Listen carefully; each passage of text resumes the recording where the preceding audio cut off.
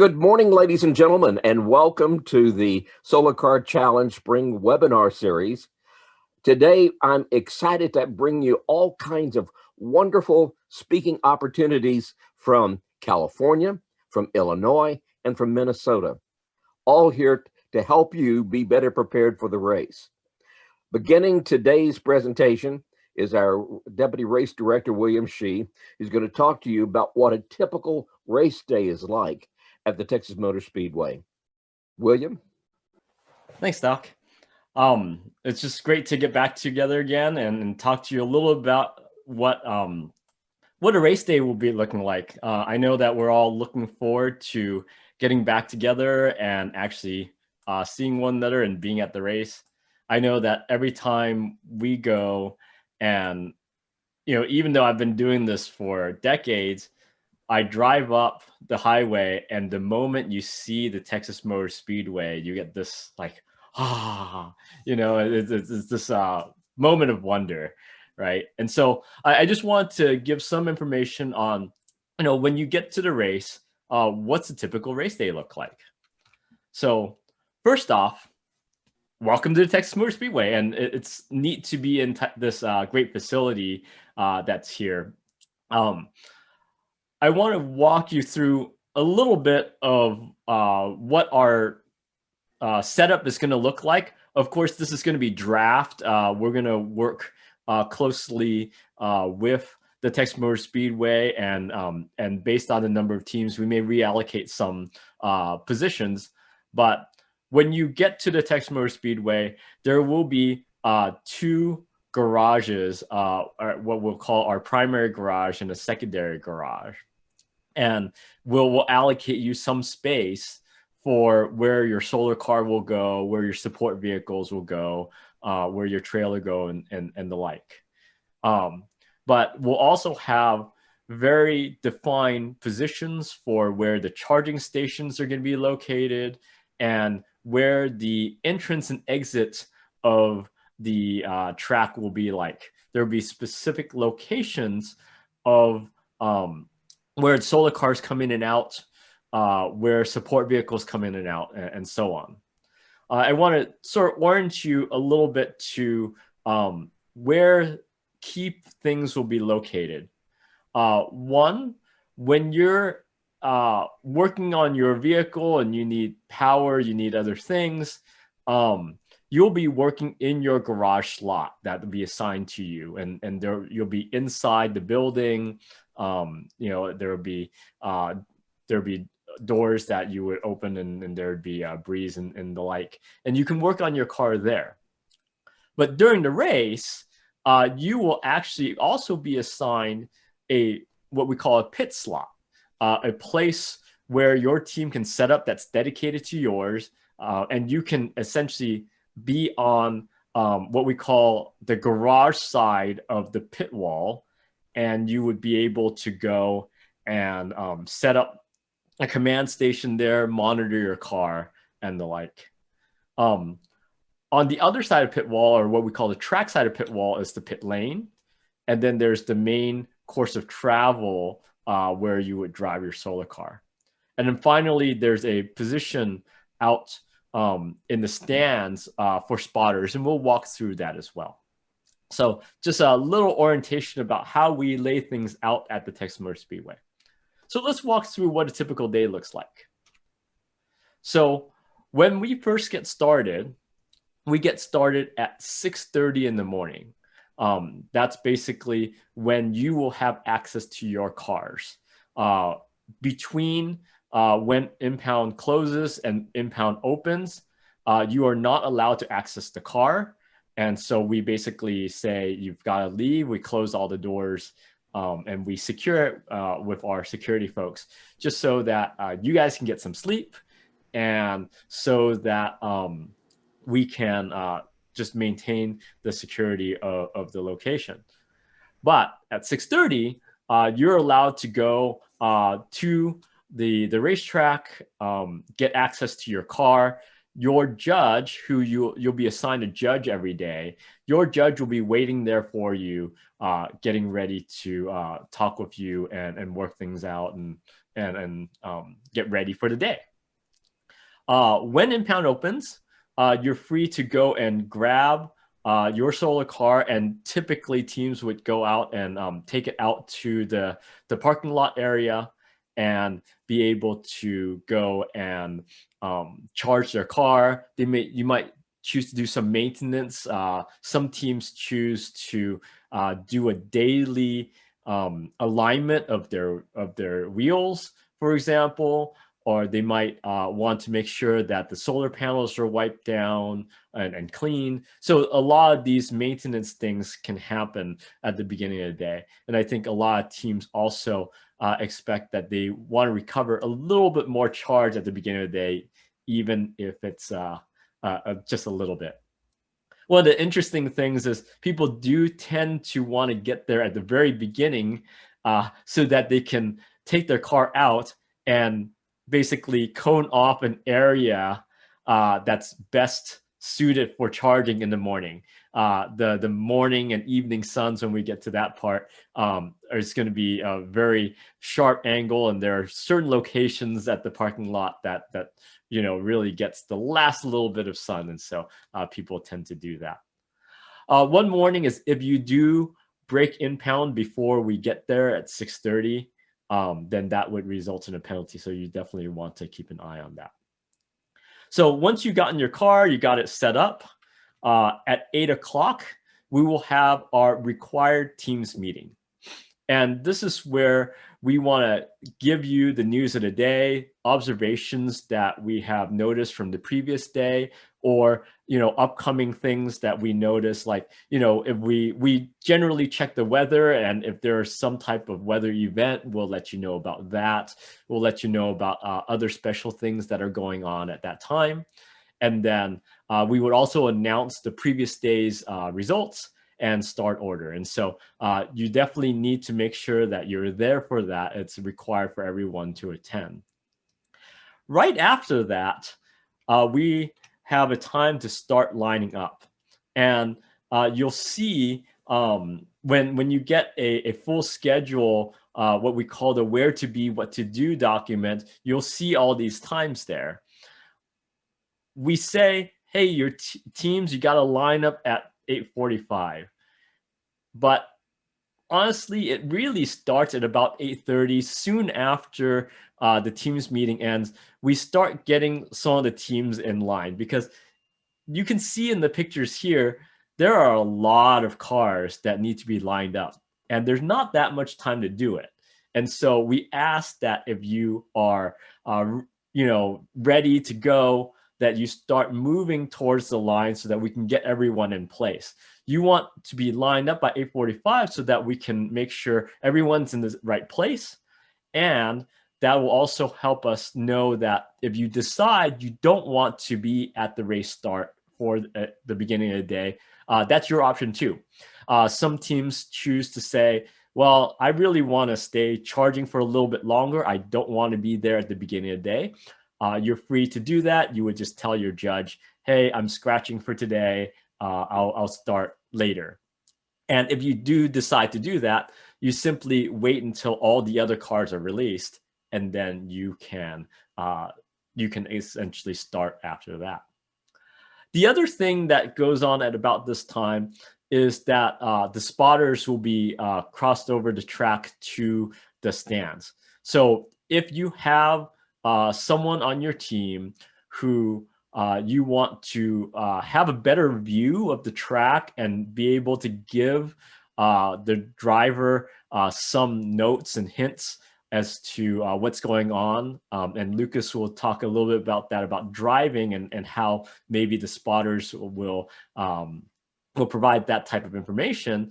You want to avail yourself of that. And so you want to make sure that your spotters are there by the scoring tent at 8:45, and then we'll walk you over and have you in the stands before the race starts.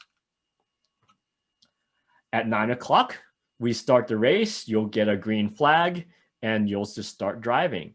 And during that time, once the car is on the road, you will just go and sit with your judge in your pit slot. You'll have radios communicating with the driver. You'll maybe do some strategy things about calculating how fast you want to go and things like that. All that stuff you would be doing at your pit slot, and then the driver will be driving. So what we do at 9 o'clock is we release cars at a 1 minute interval. So it's sort of a staggered start. So the first car will go at 9 o'clock, the next car at 9:01, 9:02, and so on. And so if you have 20 cars, it's going to take till 9:20 before we fully release. And so just be prepared that you'll be lining up. If you are not lined up, then you lose your spot in line, essentially. If you're not there, we get to your time. It's like, oh, you're not there. You can't squeeze in between the 1 minute releases. You have to wait till the end of the line. So you want to be lined up. And of course, as I said, if you want to scratch and not be there at the start and wait till all the other cars have been released, it's your choice to do that. For the classic, advanced classic, and electric solar division cars, we end at 12 o'clock, the morning session, we call it. And so we'll take a break. We'll let the teams come and charge and do whatever they need to do. This is a great time to grab some lunch.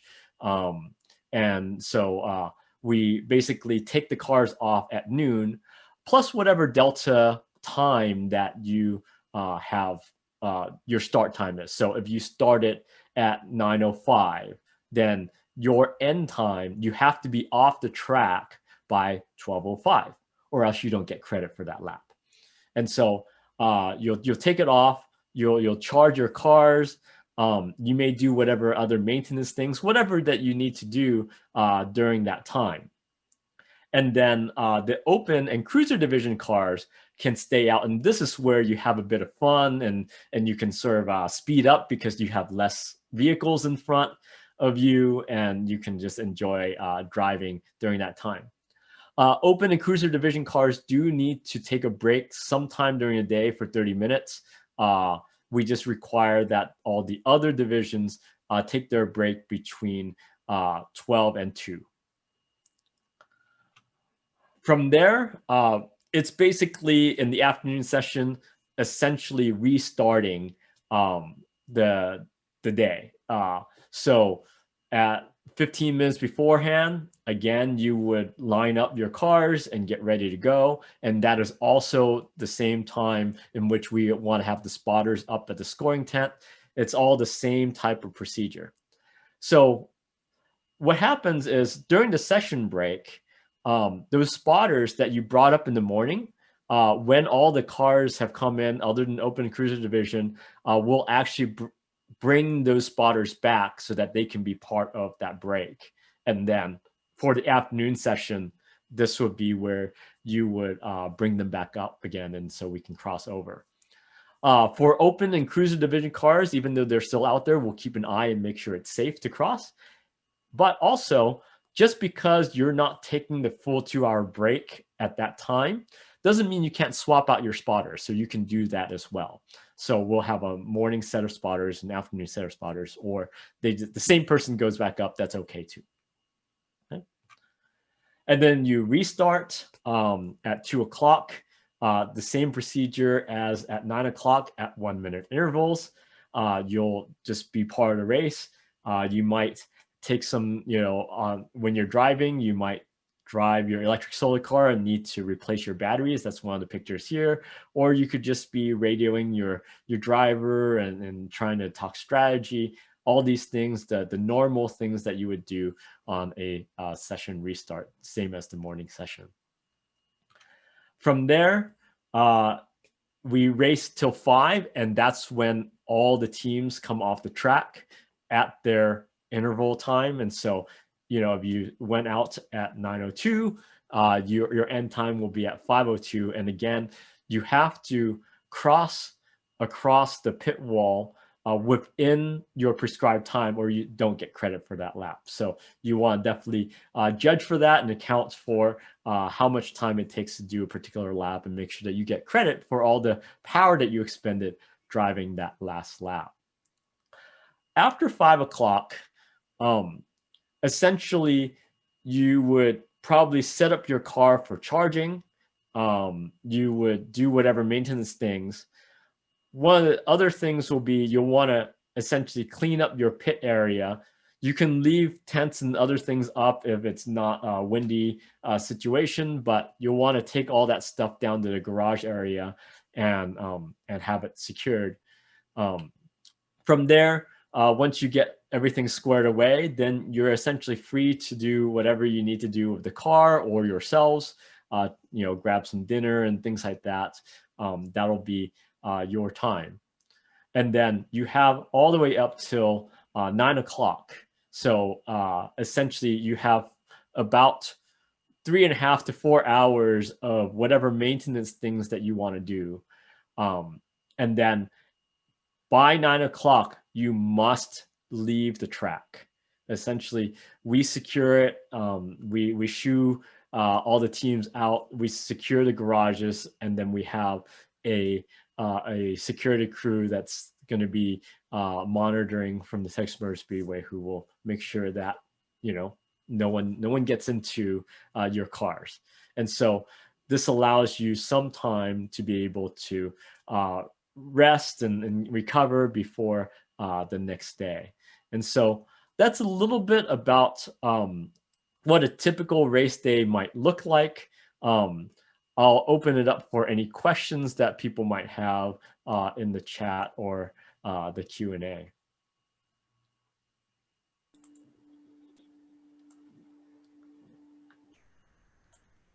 All right, hearing none, I'm excited now to introduce to you Lucas Duduit.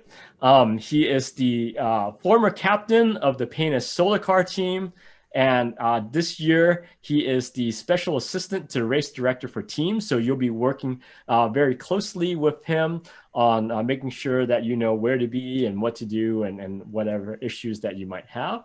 And of course, he was a solar car race driver, and so he's going to talk to you a little bit about how to drive a closed track race at the Texas Motor Speedway. Lucas? Good morning, and thank you, William. So today I am pleasured to bring to you a closed track racing presentation. I want to attack it from four components of on-track racing: design, strategy, safety, and team tips. As William said, my name is Lucas Duduit. I am the former Pana Solar Car team captain. I started my engineering path my freshman year on the NASA Human Exploration Rover Challenge. I raced 2 rovers my freshman and sophomore year. And the second rover, we converted to a solar car with a 120-watt array and put a 1.5 horsepower wheelchair motor on it. And that was our first solar car. And we reached out to the Solar Car Challenge, and Solar Car has been in my life ever since. So I am super enthusiastic about getting to talk to you guys today, and I'm super anticipating seeing you guys come July. I'm from Pana, Illinois. It's a small town just an hour south of Springfield.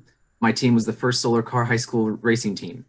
Hopefully not the last. We unfortunately don't have a team anymore after I left, and our faculty advisor left, retired with my class, and we didn't continue the program, unfortunately, and COVID hit. So there's, 2018, we raced 2 years. I'll talk about it. I want to show you 2 of my car designs. It helps with when I talk about design in terms of on-track racing. So design, we're going to tailor your car for on-track racing. My computer's frozen. So what this picture is the 2019 Pana Solar Car panel, driver panel, and it has the Helios boards that were given out from from the company that makes Raspberry Pis. It was very instrumental in terms of telemetry, and that's very essential to driving on an on-track race, monitoring your systems in terms of speed, current draw, and your input from your panels. So from a mechanical perspective, here's this car is the 2018 car. It was on track. It was cross country from Texas to California in 2018. That was my first race, and we had a differential here. You can see that weighed 110 pounds, and I had big heavy leaf springs. It was to handle the terrain of going on open highways, and if we incurred any type of potholes. Oops. But with in terms of tailoring your car, what I mean by that is for the solar car race in 2019 on track, we removed the transaxle and the shock absorbers and had a hardtail because we knew we had a continuous, relatively smooth path on a track. We knew we weren't going to incur any type of potholes that would cause extreme damage to our frame. So we decided to cut about 100 pounds worth of weight, remove the transaxle, and put on a Kawasaki motorcycle hardtail with no shock absorbers. But we did have shock absorbers in the front, which helped mitigate some extra stress to the frame in case there were anything we ran over. You just run over it with your front wheels. And I want to move on to the next tip for strategy for design. To be aware of when you're designing your vehicle, you're not going to have stop signs and going through towns. So you don't need to really worry about having excellent torque power. You have a 2-mile track to build up acceleration, and I posted this picture for permanent magnet DC motors or asynchronous AC motors, depending on what your team has available to you. They both apply. The higher your RPMs, the more efficient a motor runs. So you want to keep it a high gear ratio, so you run your motors to the peak efficiency they possibly can be. And also another tip for design, I wanted to mention that since we're early in the design process, I'm sure a lot of you have your cars already pretty much built. I just wanted to mention that be aware of amperage and voltage and how they relate in terms of wattage loss. A higher the volt system, the best, the most efficiency you have, because your amperage here squared times R results in your wattage loss compared to your voltage, an inverse relationship. Higher voltage, the better. In terms of design, now we move on to strategy. I think that concludes design. I just wanted to give a few tips on stuff that I would have wanted to hear as a student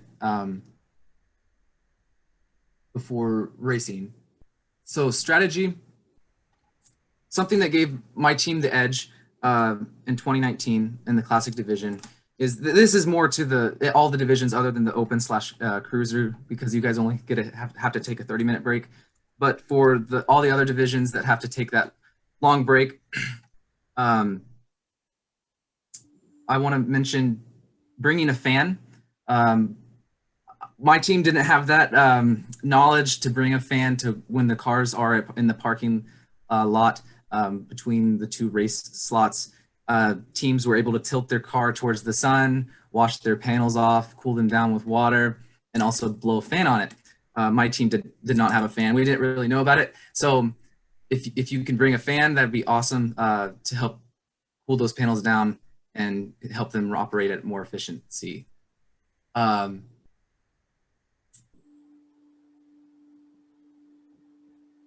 strategy, longer driving shifts is what gave my team the edge.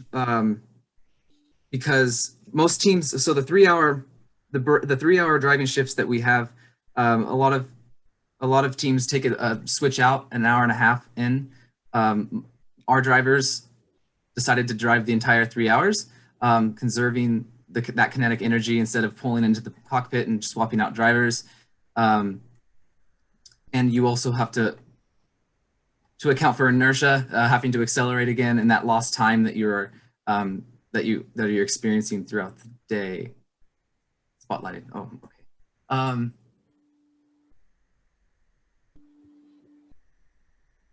All drivers should thoroughly know their systems. If you can test your vehicle, I know for me, we didn't finish the car until July, so we didn't have that much testing. But if your vehicle is done, test it as much as possible. Try to understand the equilibrium between your power draw and your power input from your panels. That's very important for strategy. When you're wanting to race one day and you think you have enough power to just blast it out on the first race day, and you don't have any power the next day because you didn't have enough time to charge your panels in the morning because there's less direct sunlight. We can move on to safety, which is probably the most important hallmark of solar car racing. It is imperative that we operate as safely as possible. So a couple safety things to consider is communicating frequently through your family channel radios to ensure lucidity and awareness of your pilots. Constantly communicate. Well, if you're on the family channel, that's another topic that I'm going to bring up. Family channel, you want to kind of, there's a balance because you don't want to be crowding the frequencies. But that brings me to my second point, which is in team tips in terms of radio communication, is amateur radio licenses. My team, if you were a driver on my team, you weren't allowed to drive unless you got your amateur radio license to operate on the 2-meter band off the confined 21 channels that you have on the family channel. If you're smart enough to build a solar car, you're smart enough to get a radio license through the FCC. That's what that was my prerogative on that matter. And it built a barrier. It showed that your pilots wanted to be the pilots, and it showed determination that they would take that exam and pass it. So my second tip on safety is ensure the driver and team pit have plenty of water. They're staying cool and they're wearing their hats. Another team tip that kind of runs into that is buy team hats. It's worth it. Find comfortable hats online because you will get penalized out the wazoo if you don't wear your hat. So make sure you wear your hats and make sure that you buy very comfortable hats where it's not problematic and itchy heads, and that would compel a person to take it off and get penalized for your team. And I believe I don't remember. I think we had 2 of those on my team. And I think they were 2-mile penalties. 1-mile penalties, right. Okay, 1-mile penalties, which is not fun. So my third tip on safety is the pit, and so does the spotter, need to be absolutely attentive to the race announcements. As a driver, it's kind of hard to hear when they are announced over the PA system when there's hazards on the track. So your team needs to be entirely attentive to those announcements so they can relay it to the driver in case they don't hear. The spotter would be really important in this aspect because they actually know exactly where they can spot out different landmarks that the driver can identify, so they know that there's a broken down solar car up ahead, or maybe some debris that fell off of a car, which happens. It's going to happen this year, I'm sure. It's Murphy's Law. So support vehicle is equipped with a trailer that has a ramp that can allow for safe and efficient mounting. You want to make sure it's worth going, spending that extra dollar to get a good ramp to get your car safely onto off the track as quickly as possible. That's the safety for the other drivers and yourself. Make sure you have a good trailer that's reliable.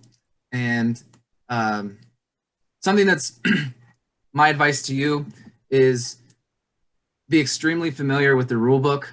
Read it twice. Everyone on the team have a pizza day with camaraderie, and read that rule book. And then also something that goes into being prepared is run through scrutineering. They give you the exact same booklet that the judges judge your car on. So just run your own mock scrutineering. Make sure your team knows exactly the questions that are going to be asked and exactly what is going to be inspected on your car. That's something that helped my team get through scrutineering so quickly. Is we ran through it 3 times. So we were able to be entirely prepared for scrutineering. That doesn't really go into roads exactly closed track racing, because you get that in open track racing too. That's just a team tip. I have a specific team tip slide for things that I didn't mention. So bring extra equipment. When you are in Dallas, there's not always a lot of supply stores that sell low voltage alarms or additional MPPTs. So if you have the budget, bring an extra MPPT or a low voltage alarm. I remember the Detroit Lions. I felt really bad for them in 2019 because they had an excellent car, and the only thing wrong is they had a low voltage alarm that went sour, and they weren't able to race because they didn't have a low voltage alarm, and they had to go home. And that was the only thing impeding them from racing. And we had an extra one, but it turned out our extra one was broken, so we weren't able to give it to them, which made me really sad. So thankfully, our low voltage alarm held out because the one we brought for spare did not work properly. And you'll see that when you come and race, when we're all confined, it's a little different than an open race. Is we're all together all the time, unlike being separated by 10s of 20s, 30s of miles at a time on an open track race, open race. We're all right there under tents, and there's a lot of compassion that goes on amongst the solar car racing. It's all in the spirit of solar car racing. We're not really competing against each other. We're competing against the challenge together. But we are trying to see, our engineering feats perform the best they possibly can. And I'm also wanting to, as another team tip, is bring a tent. You can see in this picture that we're under a tent, which you still have to wear a hat under a tent, but it just helps mitigate that sun exposure. And make sure your tent is secured properly. When I was there in 2019, there was actually a tent that blew onto the track. So make sure that tent is completely secured, and you have a tent that is easily secured with, that doesn't need to be staked. So bring center blocks or something to help make sure that the winds don't take your tent. That runs me into questions. I guess, can I open the Q&A? Yep. Lucas, while we're waiting for other questions, can you talk a little bit about how does it feel driving on the Texas Motor Speedway? Of course, I can't believe I missed. Okay, so the experience is all taking. It's you start out, in line waiting all morning, just anticipation building, just like you're about to run a 5K. That same feeling builds in your gut, and you're in line, and when you pull up to that mark right outside of the cockpit, and Dr. Marks is there with his green flag, and he says, "Are you ready?" And you turn to him and you say, "Yes, sir." And they say 3, 2, 1, and you are out, and you pull off, and you're just in awe because the magnitude of the track, you can't really prepare yourself. It's like looking at the Grand Canyon, just how large the track is. And you quickly snap back in reality, and you understand why you're there, and everything you need to do as a pilot, all the responsibilities and the safety, and you want to be very, very cognizant of all the cars different divisions. If you're in the classic division, you have cars going 2 or 3 times faster than you, and you want to make sure you have good mirrors and always being very spatially aware of the vehicles around you. And another thing is you want to, in terms of, I should have mentioned it in design, but you want to have an accessible horn, a horn that's very close to the steering wheel, that isn't kind of difficult to reach out to because you're going to be using it extensively. And if you can, in case that switch fails, at least have 2 switches, one on the dashboard and one for my car, it was on the dashboard and it was also on the end of the turn signal. It was a little single push button. And that actually happened, our horn did fail on the one that was on the turn signal failed, and we were able to conduct ourselves safely and not get penalized for not using our horns while passing. It's part of the passing procedure. You can look it up in the rule book. That you have to use your horn as you're passing a person, and you can't pass more than 3 wide. Lucas, I have a question. As you're driving, were you able to maintain a constant speed, or did you find that you had to speed up or slow down, or where did you have to drive on the actual road course itself?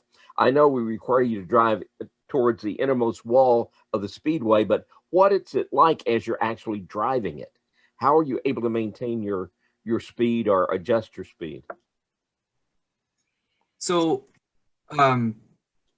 as we're driving in a solar car, let's say you're trailing a vehicle that is going slower than you, and you're wanting to pass them. What I did most of the time is I conducted most of my passes on the curves, unless you can pass less wide on a curve. I think it's been a long time since I've reviewed the rules, but it's 2 wide on the curves and 3 wide on the straights. Is that right? Yep. Perfect. So when I was passing on the curves, I was able to accelerate up. I was passing as you go up the curve, the banked curve. You're to the almost 90 degrees adjacent to the car that you're passing, and as you go up at the peak of that curve, you're able to jot down quickly and catch some of that momentum, so you can go back to your regulated speed of, whether that be. So my team, we didn't really monitor speed. We monitored amperage. So like the amount we were drawing was what we were concerned about, the amount of current, and that usually equated. We had graphs prepared to understand that 20 amps equated to 10 miles per hour, 30 amps equated to 20 miles per hour, and 40 amps was 30 miles per hour. So we just watched, we watched that little analog ammeter to regulate our speed, and that's how we maintain a consistent speed, because consistent speed is the best. You don't want to continuously accelerate and deaccelerate unless you have to during passing. So, and then you can kind of mitigate that by going up a curved bank. And I think I saw is that someone in the chat? Yeah, there's a question there. Did you have any systems to monitor battery voltage too? Yes. So we actually, let me move. I don't know if you can see that chat box. I don't think you can. Right there is a voltmeter, ammeter, kilowatt hour meter, and it used a Hall effect. This one was based on a shunt. So we liked analog and digital. This one had a Hall effect. It was a Hall effect meter that went around. It went around and encompassed the main power 12-aught wires that went directly from the motor from the motor controller to the motor to see how much current is being passed through those wires. So that also measured voltage. Of course, voltage is extremely important in terms of giving you an idea of how much juice you have left in your batteries. Oh, no, my bad. Ugh. Let me plug in my laptop. Speaking of dying batteries, so on the last race day, from a 72 volt system, we dropped our battery voltage down to 55 volts. We knew that it was going to be detrimental to the health of the batteries, but we decided to do that because go out with final bang kind of idea there. And Okemos, our rivals in the Solar Classic division, they were close to our neck the entire time, and it was a really awesome time racing them. They really added a cool component to the race because they had a 48 volt AC system and we were a permanent magnet direct current system, but we had a 72 volt system and they had a 48 volt system. That's why I kind of want to mention how voltage has a big play in terms of designing your vehicle, because that's what gave us the edge over the Okemos team, even though an AC motor is much more efficient than a direct current motor. But yes, voltage is very important to monitor during the race, and it gives you an idea of the amount of power you have to use that day and the next. Thanks, Lucas. I think it's great to see a perspective from the teams and just how you drive a solar car, what strategies you have to take to design your car for the track. I'd like to spend a few minutes talking about the driver change area. This is a unique feature of our race that really lets you, I guess, optimize your race strategy. What is the driver change area? Every year, we will issue a policies and procedure document for how we run the race on the track. And the idea of a driver change area is normally if you're spending a lot of time having to repair or maintain your car, we ask you to pull your car off the track. And then you would go to your garage area to go and take care of that. However, we recognize that sometimes you really just need to do something quick. And so rather than to pull you off the track in order to do that and then have to, essentially be at walking speed in the garage area and then line right back up to the track once you finished and then release again, we say, look, if you've got that level of maintenance that you have to do, then there's a particular area within the track that we allow you to do that. And so you can use that, why we call it driver change area is you can do that to change out your driver if you don't want to have them run the entire 3 hours, or if you have any health issues with the heat out there. Or you can do some very simple repair operations, anything that's less than 2 minutes. And we have 4 slots that we allow you to use that. So based off availability, you can use that during the race. So where is it?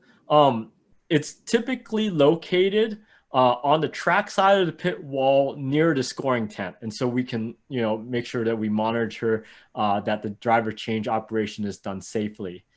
It is accessible via pit lane. So essentially you would have to come off the main track, drive down pit lane at about a 15 mile per hour or less pace.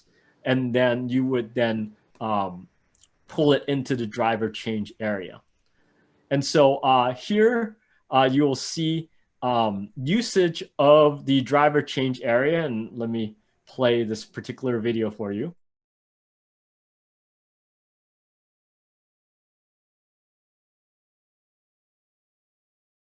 So you'll see that this was a segment of our judges training video, but essentially you bring your car into the area, and then you can see that the driver is coming out of the car, and then they're going to swap someone else in.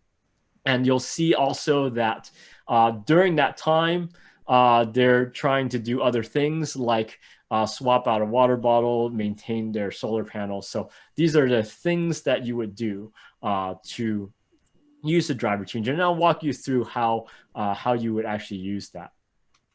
So the things that you might want to do, of course, we call it a driver change area. And so you can change your driver, but you don't have to change your driver, right? You don't, just because you use the driver change area doesn't mean that you're required to change your driver out. You could simply go and replace the radio. And that's a common occurrence, right? If you use the radio often, you know, as Lucas was sharing, your pilot is listening to the spotters and washing out cautions. Maybe you're using the radios a lot and you start having radio problems. You might bring your car in and replace your radio. Or you know, you're carrying some water and you know, the driver's actually drinking the water, which as they should. They may run out of water and you'll want to just bring them in and swap out water bottles and, you know, check on the driver health. So, you know, as the team, as you talk to your driver and you start hearing different things like the driver's not really responding in a particular way, we may ask you, hey, why don't you bring it in a driver change area? Let's go check on the driver and see that they're still doing okay. Sometimes the radio problem, sometimes it could be heat stroke as they are staying out on the track too long. And so this is another thing that you might do at the driver change area. Of course, you would also use that opportunity to perform some vehicle maintenance. A lot of teams decide that they want to use a smaller supplemental battery so that they don't have to carry all the weight of a huge one that lasts all day. But then you could bring it in, swap out the battery, and then go again. Of course, anytime that you bring it in, you want to cool down your solar cells perhaps to make sure they run more efficiently. Or if, you know, the team hears different rattles within the car, maybe, you know, you might look around and secure loose equipment. If you have an ability to like air up the tires or things like that there, that would be fine. So, you know, some things that you can do there that doesn't require you to have to bring your car off the track. So some of the tips to make it a successful use of the driver change area. The very, very first thing, almost the most important thing, is make a plan. Like, what are you going to do at the driver change area? Know who is responsible for that, which team member has to do what, in what order, right? So we allow you to have up to 2 crew members out onto the driver change area. Well, maybe you've got a whole bunch of things you got to do. So you have to figure out, okay, I'm going to have these 2 people do this task. When they're done, they come back, and then another 2 people might go and do another task, right? You got to plan for it because you only have 2 minutes in that driver change area before we say you got to move on so that other teams can have use of the driver change area. And so make a plan and allocate those responsibilities to your team members so that they know. And then once you know that, practice, practice, practice. You should, before you get to the race, understand what are the ways you might use the driver change area and practice how you're going to do those things so that when you get to a race and you actually make use of it, you know, okay, the moment the car gets here, this is what I do. The other thing is be flexible, right? You may say, hey, I know I'm going to come in, you know, maybe I'll split the morning session into 2 halves where one driver would do the first half, another driver would do the second half. And then you say, oh, hour and a half is up. All right, let's go. Let's bring it in. Well, the driver change area might not be available. And so, you know, you have to account for leaving some space for that. Like if you have a supplemental battery and you know it lasts an hour, don't wait till that hour's over before you bring it in. Otherwise, you know, you may not be able to use all the accessories that a supplemental battery is going to power. And then finally, and you know, as the race control often in the Solar Car Challenge, please time your crew arrival before the solar car gets there. I don't want to have a solar car come down pit lane. I have to flag them all the way into a driver change area and have the solar car parked there while the crew is running down the garage area to me and then doing the work, because the time starts when the solar car arrives. And secondly, you're losing valuable running time if the solar car is parked in the driver change area. So make sure that you time your arrival so that you can be there to welcome the car. So let's talk a little bit details now about how the driver change area works. The way you do that is, if you intend to use the driver change area, you'll notify the judge that's assigned to you that you intend to use it. The judge will then radio the race control and say, hey, is the driver change area available for use? If it is, we'll let you know, hey, it's open, go ahead and do that. At that point, the crew and the judge will move to the driver change area and be there waiting for the car to arrive. At that point, race control will ask, hey, where's your car? Is it, in the back stretch? Is it coming down, turn 3 or 4, so that we get an idea of how long is it going to take for the car to get here. Once the car starts coming down pit lane, we'll send the safety officer out, and that safety officer's job is to essentially flag their car to the particular slot of the driver change area that they're allocated. Like I said, there's 4 slots, and based on where the cars are, you may be assigned one. And you'll flag the solar car there and stop your solar car in that slot.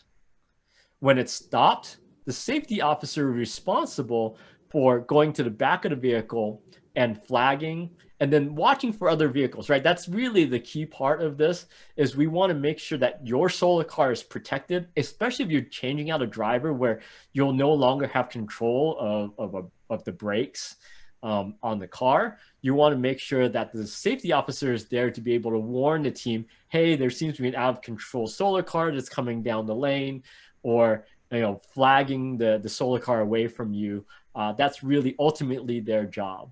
You want to make sure that that safety officer isn't responsible for any other tasks, right? They're just going to go back and flag, and other crew members are going to be doing what they need to do.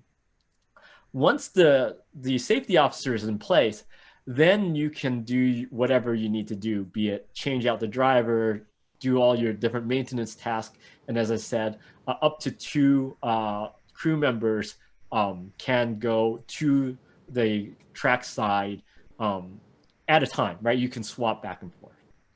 When it's done, we sort of recover in reverse. So all the crew members cross to the garage side.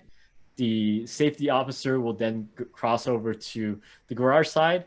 And when everyone has crossed the pit wall, then the race control will look and see that there are no other cars are approaching, and then we'll clear the driver to go again. One of the things here is going to be, if it takes longer than 2 minutes, we may actually ask you to exit the track from the driver change area.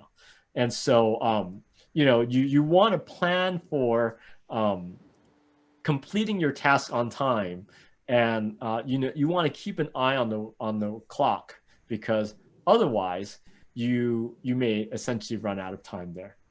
Okay. From there, you can start driving, and you just essentially merge back onto the track, and it's essentially you get to run back on the track right after you finish, and so you don't have to waste time about bring the car off the track, moving it, and then bring it back on. So I hope that this was helpful to you. If you have any questions on this, please let me know. That was extremely helpful, William. I appreciate that, and I know that people will want to be watching this as they get closer to the race. So I'm sure this will be a special, well-attended video in the future. I'd like to take this time to introduce our visitors today to Mark Westlake, an old friend, and right now serving as the director for the Innovation Center at St. Thomas Academy in Minneapolis, Minnesota. Mark and I go way back. We've had so many opportunities to teach together, teach solar cars information together, to race together. He's known for his outstanding solar cars, his interesting shell electric vehicle cars, and now he's doing NASA rover competitions. So he is the expert on aerodynamics, and his lectures have always been extremely well attended when we've held our in-person workshops. So it is with great pleasure that I introduce Mark Westlake to you. Mark, good morning. Thanks, Doc. You know, I think that my memories date back to when we did Winston Science together. So, I mean, those were the good old days. I've got to add something there. You were such a good-spirited person about that. I remember when we would be in the automobile building and having completed these giant build-a dinosaur competition, you would build boxes for us to put trash in. It was incredible. So you are much appreciated, Mark. The mother of necessity, right? So those were some long days. Hi, I'm Mark Westlake. I teach at St. Thomas Academy in St. Paul, Minnesota. I have run our school's innovation center for the last 4 years. After we found out that lots of students needed the kind of engineering hands-on experience that the students in our experimental vehicle program had been having. So we built this awesome space. It's state of the art. We have 3D printers and laser cutters. We have a water jet, 3-axis mill. And not only does it benefit our experimental vehicle program, but it also benefits all of the students that have an interest in engineering. So it's been a neat space to run. I taught physics for 28 years. So this is my 32nd year at St. Thomas Academy. For the last 23 years, our school has had an experimental vehicle program. And we've built cars for lots of different competitions, starting out with a fuel efficiency contest here in Minnesota. We've built ice vehicles for the international outdoor ice race. And then, of course, in 2004, I got an email from a younger Dr. Marks, and I was a younger teacher, and he invited us to build a car for the Solar Car Challenge, which at that time was a cross-country race from Dallas to Pasadena. And sometimes, sometimes I say yes, not truly understanding what the responsibilities are going to be, but I've learned a lot along the way. So I'm going to take just a short trip down memory lane here. Doctor, hopefully you will remember some of these vehicles, and I'm sure William will also. And I'll show you some of the cars that we have used in the Solar Car Challenge before we start talking about aerodynamics. This was the very first vehicle that we built for that race from Dallas to Pasadena. And I'll tell you, there were a lot of things about that event that taught me a lot. One was that the air temperature of 122 degrees in Parker, Arizona is not fit for humans. I mean, it's just, I longed for the days when my eyelashes would freeze shut in friendly Minnesota, because 122 degrees was just, I mean, that's just crazy hot. I remember us having to douse the solar panel on the car with water to cool it down enough just so that the driver could get back into the car. The car that you see pictured is all carbon fiber. We built it from a full-size mold, which we made off of a full-size plug. At this point in 2005, our program had become pretty good with composite technology. And so we wanted to take on a task of building a super aerodynamic car, even though we didn't know anything about solar energy and how we were going to get that solar energy from the panel to the motor, to the wheels, to the batteries. So we had a lot to learn along the way. The composite part of it wasn't so much of a worry. This is the first and I promise our last handmade solar array. I know that William, I think you've used some pictures from this in previous lectures here, webinars of us breaking those solar cells. And I remember thinking every time one of those solar cells broke, it was $7 or $8. and you remind students that it's a Happy Meal down at McDonald's at least every time one broke, and we broke a lot. But we learned a lot along the way. So the car that you see built there is the one that we raced from Dallas to Pasadena. It didn't have a huge solar array, but it wasn't very heavy, and it was pretty aerodynamic. So we had an advantage by running less solar array because of how slippery it was. This is our second car. The year after we raced from Dallas to Pasadena, we were on such an intellectual high that we said, we're going to go back to the race at Texas Motor Speedway. We took all the things that we hated about the car that as we raced across the country, and we modified them for the race at Texas Motor Speedway. You can see this car looks a little bit different than the previous one. This one has 4 wheels. We went in and we took care of some aerodynamic problems by building full wheel covers for it. You can see here's the frame for that car. We added some battery weight. We were less worried about hills, and so we went ahead and upgraded the electrical system in it. The only thing that stayed the same from year 1 to year 2 really was the shell of the car. And so we got a whole makeover. That frame is all 4130 chromoly steel, and we updated all the batteries in there. And so it was kind of a neat second year for us. The next time we went back to the Solar Car Challenge was with our solar commuter vehicle. And this was for a race from Dallas to Boulder, Colorado, I think. Is that right, Doc? Right, right. So that well. Yeah, we wanted to do something very different. We wanted to build a real life commuter car. And the idea was that it would have this solar array that it could tow around 2 places, drop it off, and then drive it separately. And so you can see what the individual car looks like. It's a 1-person commuter car. And then the commuter could go back to work perhaps and hook up to his array and recharge during the day and perhaps even go home at night without having the solar array hooked up to it at all. We learned a lot about driver comfort in there. That was the first year that we had used any lithium batteries in there. It was the first year that we had real-time battery telemetry in a vehicle. And so that car worked really much better than we had any right to believe that it would, considering that it had 6 wheels. It was heavier than anything we had ever built, and that array, still not giant, but was significantly bigger than the array that we had used the years before. One year, the year after that, I don't even remember what year this is, Doc, we said we wanted to build a fast solar car for under $10,000. That was the goal, retail cost. And so we wanted to build it for less money, but we still wanted it to be as efficient as our full-size carbon fiber car was. And this is the car that we built. Although the retail cost ended up being a little bit higher than $10,000, our goal, I think we came in, you see there, it's $11,161. We were still really happy with the way it performed.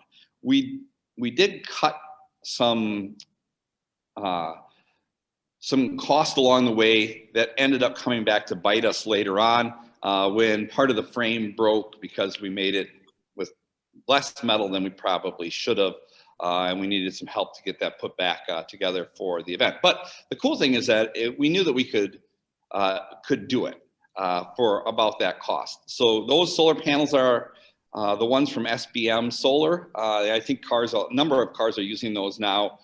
They're lightweight, and SBM Solar was super nice about building those for us to our specifications, and we were able to build the frame to work with that. I think you'll see another picture of that later on. So if you're curious about that parts list, my email is at the end. I can send you that list if you're thinking about going off of something like that. This was perhaps my favorite race of all of them. This is the first year that we built a car for the solar electric division. This is where you have the separate solar array. That's a 2-person car. And it was as exciting as any solar race that we had ever done because of the extra math that was involved. The fact that students had to pay attention to how much energy they were getting from their separate solar array to charge the second battery pack that they were ultimately going to install with NASCAR type precision and get the car back out on the track. It amused me immensely watching them trying to keep track of the car energy and the solar array energy, and those two weren't connected at all. So I think it's a picture of our solar array. And I remember days of watching students sit in that little shady area underneath the array as the temperature at the track rose higher and higher as we went. So I know that William, your team was the team that pushed us that whole time and made that a super exciting event right down to the very last day where you had to pay attention to what kind of cloud cover was coming in, what the weather was going to be like the next day. It was super exciting. That car ended up, thanks to Doc, getting us connected with National Geographic. National Geographic brought that car to New York City. They wrapped it in this vinyl wrap for a new series that they were promoting called Breakthrough. They gave us a generous stipend and they basically let us drive around New York City for 5 days, paying all of our expenses. Originally, we were supposed to be Uber drivers, so people could call for an Uber and get picked up in this. We didn't think that was a great idea, and I'm not sure that people were super interested in riding in a solar electric vehicle anyways. And so they instead were getting picked up by McLarens and Audi i8s and fancy cars, much nicer cars than ours. For this event, but it was a super neat continuation of our solar challenge experience. Since then, we've also competed in the Drivers World Championship. This car is an electric car. It's powered by a small lithium energy battery. It's a contest where you see how far you can go on a certain amount of energy. We were super excited. This car won the Drivers World Championship in London, England. And Ferrari brought us to the Pista di Ferrano in Maranello, Italy for a week, so we could drive it around their F1 test track. We spent time at little Italian restaurants with these Italian women who made amazing food for us and treated us like kings while we were there. So the reason I love this picture is because that's my son in the foreground of the picture on the walkie-talkie there. He's now a senior engineering student at the University of Minnesota. And I'll tell you, the experience he had dating way back into the Solar Car Challenge was a life-changing experience for him. And he ended up going on to be, or will be, an engineer in a year. So he's super thankful for his experience with that. So my job, though, is to talk about aerodynamics and friction, not to tell you about the cars that we've built in the past. And so what I want to do is help you make your car as efficient as possible and to do it for less money. So I think there's one of the things that you always think about when you're building solar cars. You have a limited amount of energy to work with. You know, even on the brightest, sunniest days, you have to maintain a certain amount of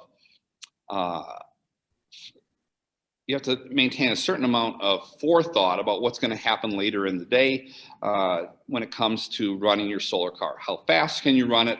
How long can you stay on the track? How much time is it going to take to recharge your batteries at the end of the night? And so those are things that you think about as you go along the way. And I know Lucas talked about the actual driving part of this and those decisions that are being made along the way.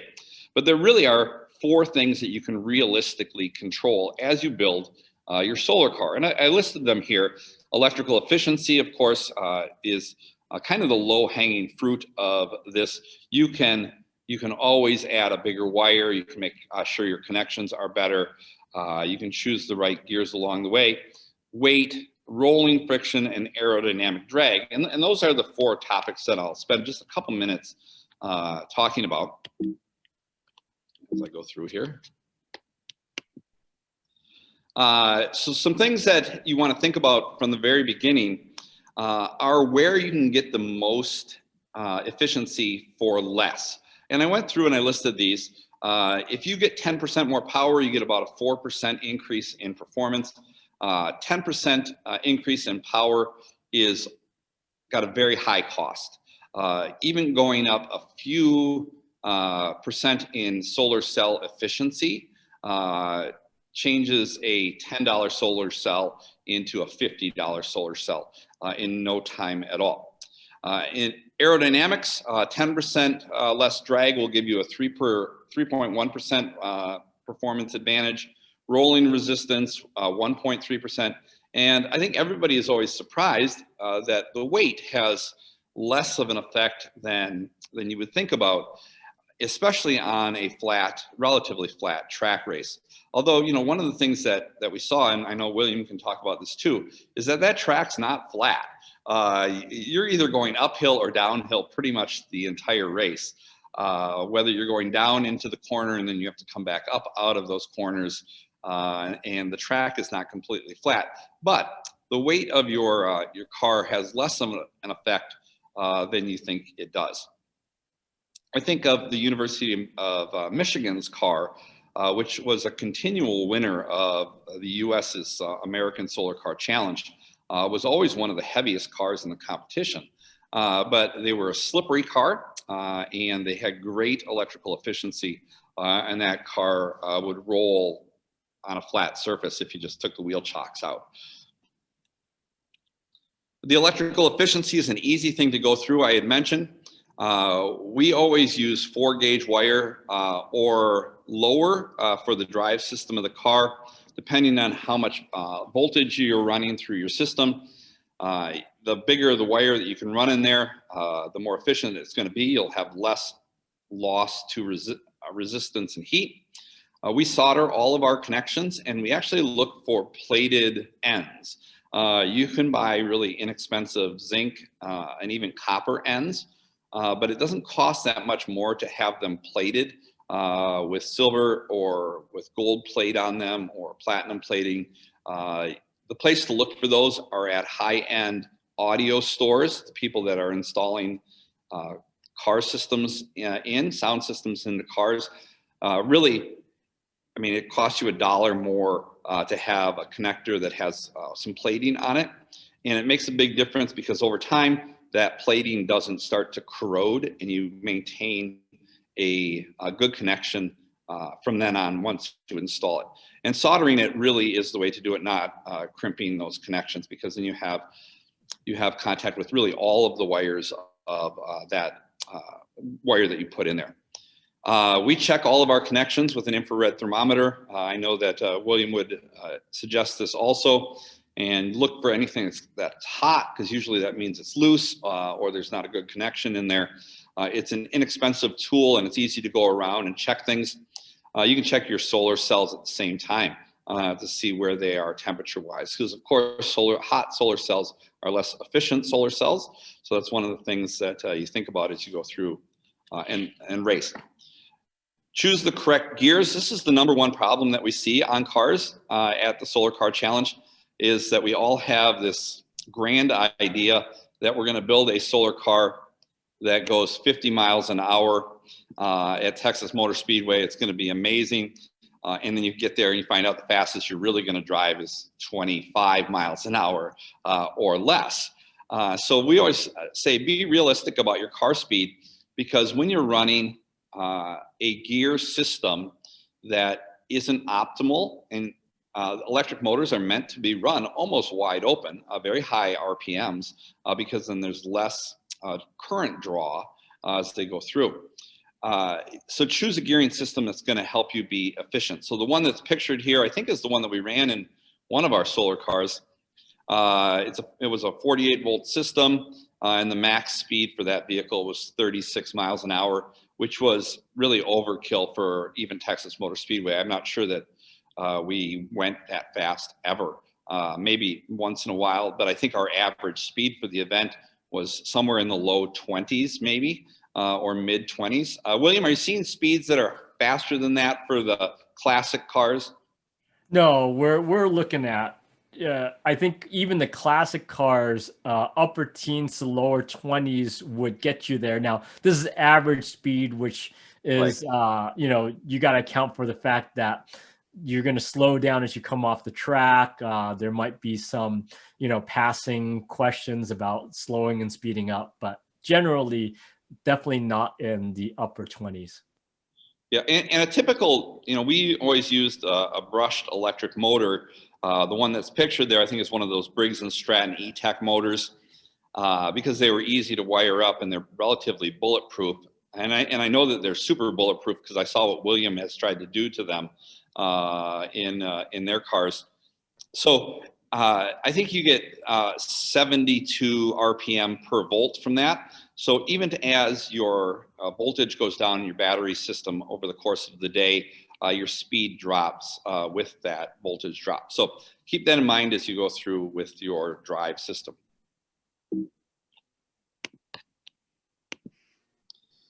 Heavier cars do have more rolling resistance because they have it takes some energy to get them to accelerate and slow down. But don't make the mistake that we made by reducing the weight to the point where it broke. In this case, we had not put a front suspension on this car, which was the only car that I think we've ever built without front suspension. And it ended up snapping. Thanks to our friends over at Houston, Mississippi. BB was there and he helped us kind of get things patched up. They had brought a welder along and it was got us back out on the track, so which was great. Rolling resistance is another area that you can spend a lot of time on. We always take every bearing that's going to turn, we open it up, we take all of the grease out of it, we replace that with a light oil. We've tested lots of different oils that go in there, and the one that always seemed to work the best was this Prolong engine treatment. It's a really, really thin oil, and we would just put it in there every night before we went to bed and spin the wheels a little bit. So the next day we came in, they were all set to go. And it always made those wheels spin really well. Look for tires that have kind of a thin casing on them. Big, thick motorcycle tires are great for lasting 60,000 miles. You need it to last for basically a long weekend out on Texas Motor Speedway. Fat tires do roll better than thin tires, and that's a common misconception because they deform easier and they spread the deformation out over a larger area, and so it takes less energy for them to rebound. And I said, as it's noted there, lubricate anything that's going to spin, and always check your wheel alignment along the way. We checked every morning. I know lots of other teams did that too, because you never know what you're going to hit out on the track.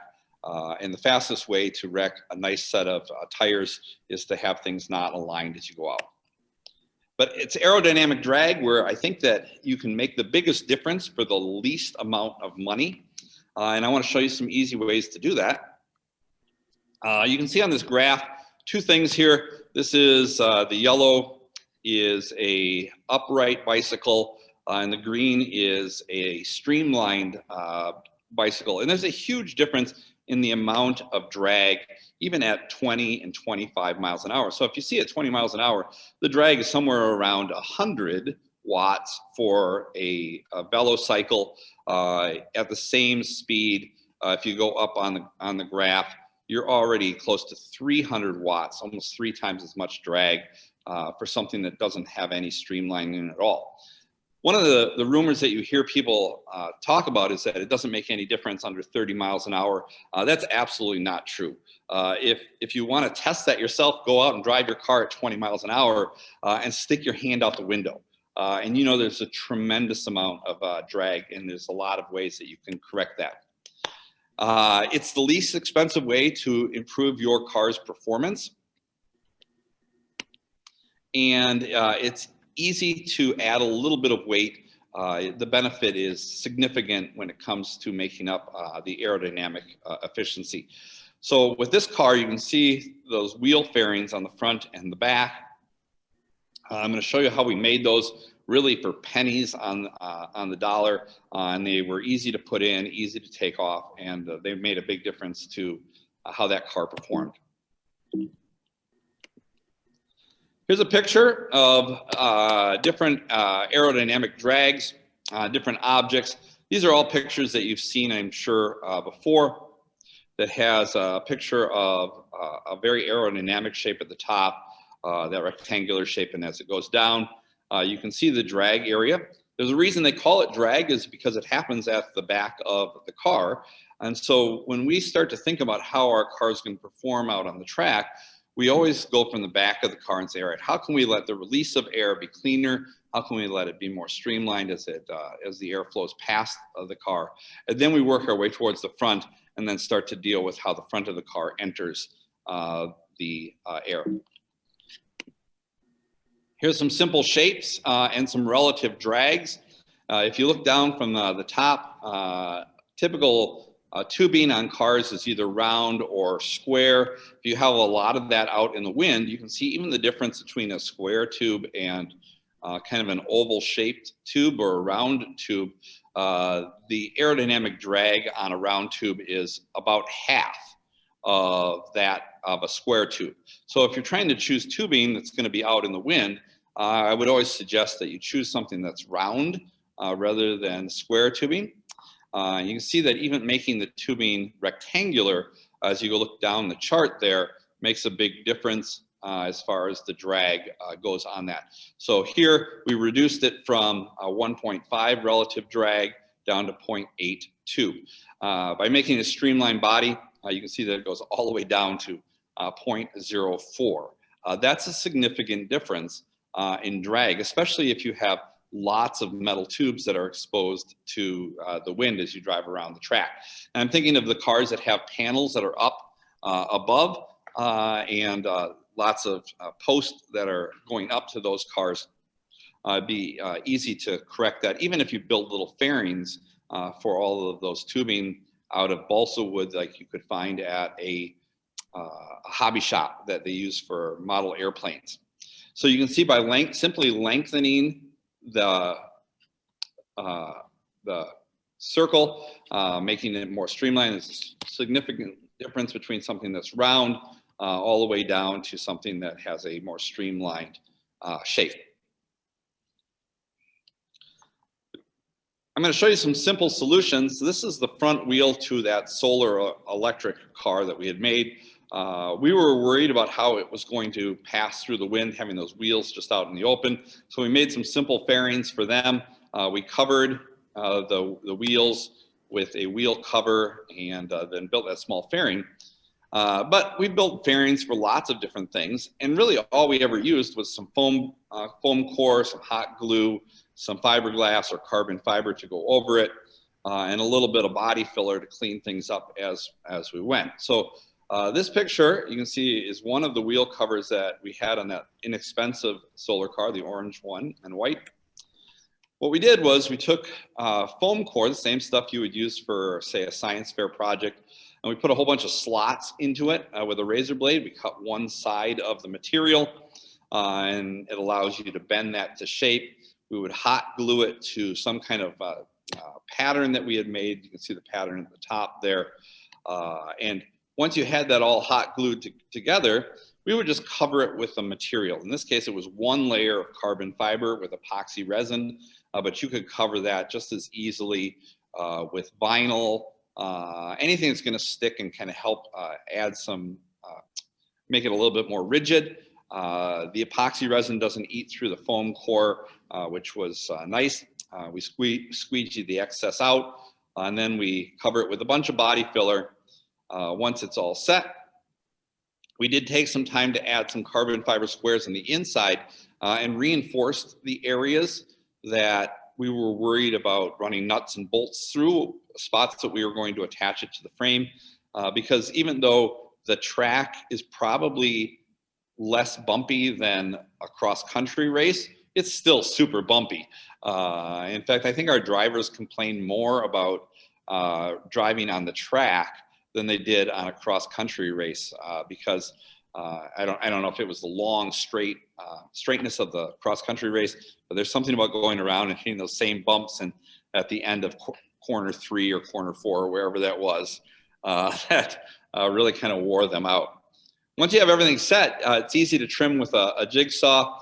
We covered it with a lightweight body filler to kind of just fill in any cracks. And then, as I note there, a good painter can cover a lot of flaws. And so we always, we have a friend who comes in and paints things for us. He looks at things and shakes his head and still gets out his paint gun and still willing to do it for us. This is the top canopy and the 2 wheel covers for that orange car that I had pictured.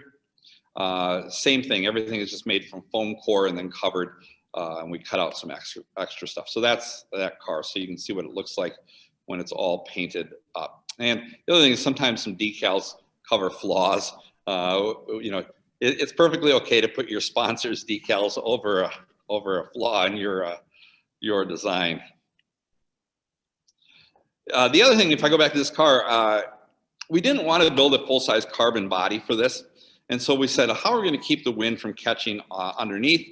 And this is where, in Minnesota, sometimes serendipity happens. We were out driving in the fall when we were designing this car. And it's when everybody pulls their boats out of the river and they shrink wrap them and put them into dry storage. Now, in Texas, you probably don't have to do that. In Illinois, I bet you Lucas's the people in his area probably do this too. But they pull them out of the water. They use this plastic material. They use these big guns, these flame guns, and they shrink this material around it. So we said, hey, that's a great idea. I wonder if we could incorporate it into our solar car. And we did. What we did was we found some 7mm shrink wrap. There's lots of places that sell it. If you just type in boat shrink wrap, I think we ordered it from a place called Big Shrink or something like that. And it's super inexpensive. And you can shrink it with a common heat gun, although I would encourage you to not use a regular heat gun. Spend the money, buy the giant flamethrower gun, because it'll save you time, a lot of time. And we have one if you ever need to borrow it. We'll send me some information. I'll send it to you. You can use it, send it back to us when you're done, because it's sitting in a case downstairs. It's kind of a cool first time you use it. And first time you use it, you're going to melt right through, and then you're going to say, oh, now I see how it works. And then you'll figure it out as you go.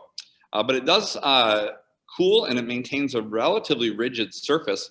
And the best thing is that when you poke a hole through it, it's super easy to fix with a piece of duct tape or a piece of clear plastic tape. Hi, Mark. There's a question coming in. Oh, yeah. With the flat car that you showed earlier, did you have any strategies to tilt the panels towards the sun in the morning? Yeah, so what we had done with that car, let me go back here. So we had built a ramp that rear wheel sat up on. So I have a picture, but not in this presentation. Yeah, but the whole car tipped forward into the sun. Basically, we had a jack that went under the rear wheel and lifted it up into this to give it that more better angle in the evening. So you can see what we did here is we cut a big piece of this plastic. You can get it in lots of different sizes. They actually make a tape that comes with it to tape it into place. So the picture on the right, you can see that it's still very loose. In fact, when you first wrap it, you're like, this is never going to work until you start to heat it up. And then you're surprised at how much it actually shrinks around the shape. So you can see there is a picture where we've already shrinked it down. And it changed what really was kind of a baggy, inefficient shape into a much more efficient, streamlined shape. You can still see there's still some areas that weren't perfect aerodynamically, bumps and stuff like that along the way. But for sure, it made a huge difference. And I know a number of cars in the competition now. I think, Doc, a lot of cars are using shrink wrap to cover up some of their cars. Is that correct? They do. The Greenville team has become an expert on this. Yeah. The best thing about it is that it's really an inexpensive way to do it. So there's a picture of the flame gun that we use. There's a picture of the car without any solar panels on it, and really didn't have the wheel covers on it at that point either. But it was easy to do, and it was made a big difference as far as that car's efficiency. So anyways, feel free to contact me, mwestlake@cadets.com. I'll try to get back to you as soon as I can. And like I said, if you're going to do any of those streamlining ideas, especially where you're building it out of the foam core, let me know, and we can give you some hints along the way. But it's super easy to make things better, quickly, cheaply, and much cheaper than trying to go to that 25% solar cell along the way. Are there other questions? Mark, thank you for such a remarkable presentation. If people will take time to listen to what you've said, they will have a much greater chance of success when they get out to race.